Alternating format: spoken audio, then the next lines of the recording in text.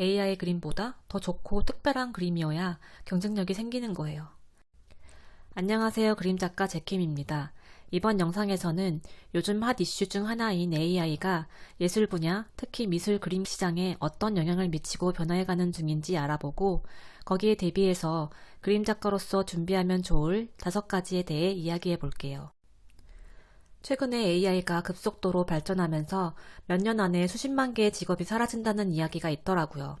사실 그와 관련된 내용은 몇 년 전부터 종종 보긴 했었는데요. 주로 단순 업무나 시스템적인 기계화 가능한 그런 일을 하는 직업들이 사라진다고 나왔었고, 제일 영향을 받지 않는 순위권에 항상 예술가가 들어있었거든요. 그래서 그때는 막연하게 내가 하는 분야는 오히려 AI가 발전할수록 더 특별하고 가치가 높아지는 분야가 되겠구나 하고 별 생각 없이 긍정적으로만 봤었던 기억이 나요. 그런데 몇 년 새 AI가 우후죽순 생겨나면서 그 중에 가장 접근성이 쉽고 대중적으로 사용되는 것 중 하나가 그림 AI였어요. 저는 아직 그림 AI를 직접 사용해보진 않았는데요. 현재 미드저니, 달리, 스테빌리티, 파이어플라이 같은 다양한 그림 AI들이 있다고 하네요. 관심 있으신 분들은 한번 찾아보시고 테스트 겸 경험을 해보시는 것도 도움이 될 것 같아요. 저는 처음엔 그냥 AI니까 한계가 있을 거라는 생각만 하고 있었는데 관련 유튜브나 영상을 통해 활용하는 모습을 보니까 정말 놀랍도록 다양한 이미지와 그림을 너무 손쉽게 뽑아낼 수 있더라고요. 그리고 그 퀄리티도 꽤 높다는 걸 알게 되었어요. 그래서 그때부터는 막연하게 생각할 게 아니라 AI에 대해 좀 더 공부해보고 고민해봐야겠다는 생각이 들었던 것 같아요. 아무래도 제가 보통 작업을 디지털로 많이 하다 보니 연관성이 점점 커질 수밖에 없겠더라고요. 그리고 단순한 그림 한 컷뿐만 아니라 이제는 영상도 AI로 만들 수 있고 찾아보면 동화책도 글 내용부터 그림까지 AI로 다 만들 수 있더라고요. 요즘엔 유튜브 영상도 다양한 AI를 사용해 만드는 경우가 이미 많이 있는 것 같아요. 그리고 최근에 제가 이모티콘 작업을 다시 도전하게 되었었는데요. 그 무렵에 카카오 이모티콘 팀에서 AI로 만든 이모티콘에 대한 공지가 올려져 있는 것도 확인하게 되었어요. 물론 현재는 AI로 만든 이미지는 이용할 수 없다라고 공지가 올라온 상황인데요. 이런 기조가 법적으로 저작권 문제나 여러 가지가 정리가 될 때까진 이어질 수 있겠지만 언제까지 제재를 하게 될지는 아직 잘 모르겠어요. 자연스럽게 AI를 사용하게 되는 흐름을 완전히 막지는 못하게 될 거라고 보고 무엇보다 그걸 사용했는지를 어떻게 구분할 수 있을지에 대한 부분도 의문이에요. 왜냐면 벌써 AI 그림을 직접 그린 그림으로 속이는 경우도 생기고 국제사진전이나 미술대회 우승작품이 알고 보니 AI 이미지였던 사건도 이미 일어났어요. 이 경우엔 작가가 사람들이 AI 이미지와 사진을 식별할 수 있을지 테스트 겸 의도적으로 출품을 한 거였어요. 그런데 결론적으로는 이미 그냥 보았을 때 눈으로 그걸 구별하는 건 전문가도 어려울 만큼 기술이 발전한 거고 대상을 받았으니 사실 예술성도 인정을 받게 된 거죠. 근데 이제 AI는 시작일 뿐이고 점점 더 발전해 갈 거라서 정말 앞으로 어디까지 AI 이미지들이 사용되고 그게 어떤 분야에 얼만큼 영향을 미칠지는 아무도 장담할 수 없는 것 같아요. 사실 이미 AI를 이용하고 응용해서 활동하는 작가분들도 계시고 또 아예 AI 아트 콘테스트도 이미 보이더라고요. 미디어 아트 쪽이나 NFT 관련된 분야에서는 아마 앞으로 더 경계가 불분명해지고 완전히 도구로서 사용되지 않을까 싶어요. 그리고 쿠몬 같은 사이트에서도 AI 그림 커미션을 하는 사람들도 보이기 시작했고 그런 걸 가르쳐주는 AI 강의들도 요즘 조금씩 생겨가고 있어요. 캐릭터나 일러스트 쪽도 이모티콘에서는 아직 사용을 할 수 없도록 공식화하긴 했지만 사실 이게 법적인 효력이 있는 게 아니라 다른 분야에서는 이미 조금씩 사용되고 있는 것 같더라고요. 벌써 웹소설의 표지 일러스트를 AI 그림으로 대체했던 일도 있었고 웹툰 쪽에서도 일부 사용된 경우도 있었어요. 그런데 아직까지는 일반 대중들도 거부감이 심해서 적극적으로 항의를 하거나 불매운동을 하기도 했었는데요.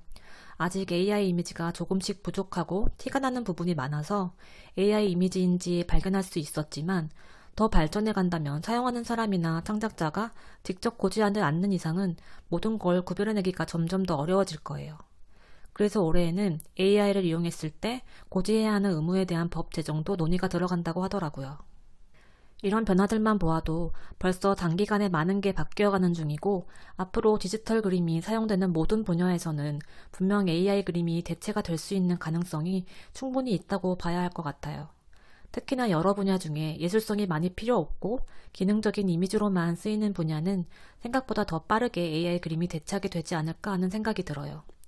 관련한 뉴스와 정보를 찾다 보니 벌써 게임회사나 일부 회사들에서는 자체적으로 이 AI를 이용할 수 있는 작업자들을 새로 구인하고 있는 경우도 있었어요. 그러면 이젠 그냥 그리는 것보다도 AI를 얼마나 또 잘 이용하는지가 어떤 분야에서는 중요한 기술이 될 수도 있을 거예요.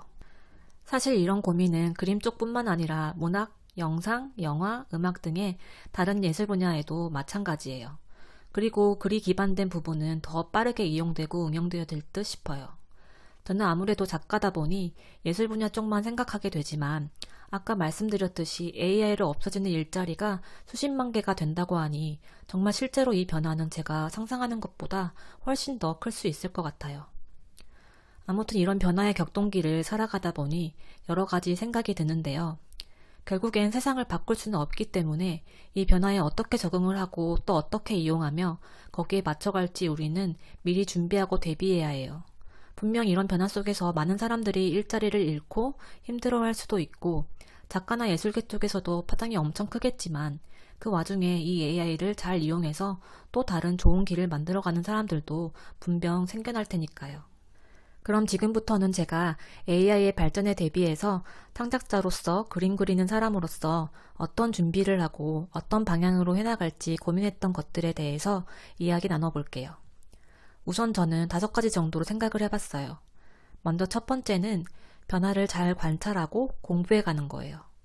AI가 어떤 식으로 변화해가고 그림 분야에 적용되어질지 미리 공부하며 예측해보기도 하고 어떤 이슈가 있는지 찾아보기도 하고 AI를 직접 사용하면서 그것을 어떻게 내가 응용이나 참고를 해볼 수 있을지 고민도 해봐야 할 것 같아요. 우선 저는 제가 그림을 그리는 이유 중 하나가 내가 직접 그림을 손으로 그리는 게 좋은 것이기 때문에 AI를 이용해서 이미지를 직접적으로 만들 생각은 아직 없어요. 다만 이미지를 AI로 만들어서 참고를 하거나 레퍼런스로 쓰는 것 정도는 괜찮을 수 있겠다는 생각도 들어요. 그리고 좀 더 고민하고 사용하다 보면 또 다른 부분에서 응용할 수 있는 것도 있을 수 있겠죠. 저 같은 경우엔 항상 제 그림을 3D나 영상으로 만들고 싶은 생각이 늘 있어 왔는데요. 보다 보니 평면 이미지를 3D로 만들어주거나 영상으로 만드는 그런 AI도 있는 것 같더라고요. 얼만큼 제 의도대로 사용할 수 있을지 모르겠지만 그렇게 창작 그림의 아이덴티티는 그대로 가져가되 다른 형식으로 뽑아내는 걸 AI로 응용하는 건 저도 좋은 툴로 사용할 수 있지 않을까 싶은 게 지금의 생각이에요. 그러면 평면 이미지이지만 디지털 안에서는 좀 더 다채로운 모습으로 보여줄 수 있고 그걸 참고해서 실제 조형물을 만들어 볼 수도 있을 것 같아요. 그 다음 두 번째는 손그림, 수작업을 많이 한다입니다. 결국 AI가 아무리 발전을 한다고 해도 저는 기계 손이 만들어져서 그림을 그리는 건 시간이 지나도 불가능하다고 생각해요. 단순 반복적으로 행동하는 분야에서는 기계가 손을 대체하는 경우도 있긴 하지만 그림은 그런 반복 작업을 하는 게 아니고 매번 새로운 걸 창작하는 것이기 때문에 디지털 안에서는 조합하고 만드는 게 쉽겠지만 기계가 손을 대신해서 매번 새로운 걸 만드는 건 말도 안 되고 그런 걸 만드는 의미도 없는 것 같아요. 그러니 앞으로 가장 대체할 수 없는 창작의 분야는 직접 손으로 만드는 공예품이나 조각, 회화 분야이지 않을까 싶어요. 그렇게 보면 오히려 순수회화나 수작업 작가들은 더 희소성이 생기고 경쟁력이 생길 것 같아요. 사실 기존에도 디지털과 수작업으로 비교해 봤을 때 물론 두 가지 모두 손으로 사람이 그린 것이기에 어떤 게 더 뛰어나다고 판단할 순 없어요. 다만 분명한 건 디지털 작품은 손쉽게 복제가 가능하다는 취약점이 항상 존재하죠. 손으로 그리는 게 똑같아도 손그림이나 페인팅 작품은 정말 온전히 그 작품 하나로만 존재하는 희소성이 확실하게 있고 아무래도 화면으로 보는 그림과 직접 그려진 그림을 직접 보는 건 차이가 날 수밖에 없어요. 그래서 저는 원래 AI에 대한 생각을 하기 전에도 항상 손그림 작업도 계속 이어가려고 했었어요. 드로잉도 아이패드나 디지털로도 쉽게 할 수 있지만 그래도 종이에 펜이나 연필로 하려고 노력해요. 왜냐면 분명하게 남는 게 종이와 파일이라는 차이점이 있기 때문이에요. 그래서 올해에는 손그림을 더 많이 그려가면서 좀 더 그림을 크게 물감으로도 그려보는 도전을 해나가려 해요. 그 다음 세 번째로는 디지털 작업을 할 때 영상으로 과정을 남긴다입니다. 앞으로 AI 그림이 점점 더 발전을 해서 단순히 완성된 그림만 보면 그걸 사람이 그렸는지 아닌지 정확하게 구별할 수 있는 방법이 사실 없잖아요. 그래서 이제는 작가들도 그림을 그려가는 과정이 더 중요해질 것 같아요. 아이패드로 작업을 한다면 프로크리에이트에서 제공하는 타임랩스 영상을 만들어 두는 것도 좋겠고, 제 생각에는 그것보다 지금 제가 찍어 올린 영상처럼 손으로 직접 그려가는 과정을 찍는 게 진짜 자신의 창작품이라는 걸 보여주기에는 가장 좋은 방법인 것 같아요. 그렇게 찍은 영상을 저처럼 또 다른 콘텐츠로 활용하기에도 좋고 말이죠. 그 다음 네 번째는 자신만의 스타일을 더 확고하게 꾸준히 그려나간다입니다.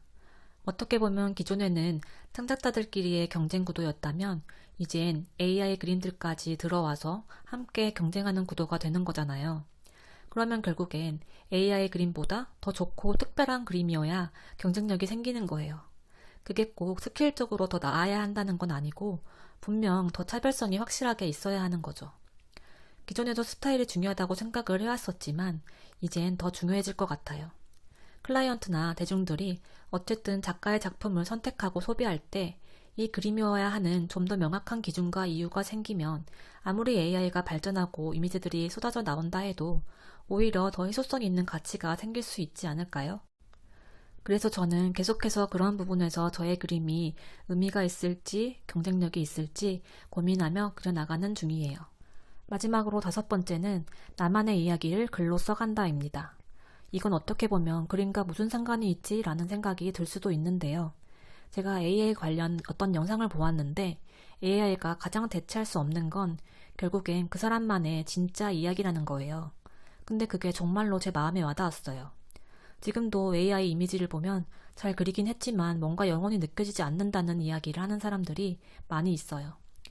결국 진짜 작가가 되는 것은 자신만의 이야기와 그림을 그리고 전달하는 것이에요.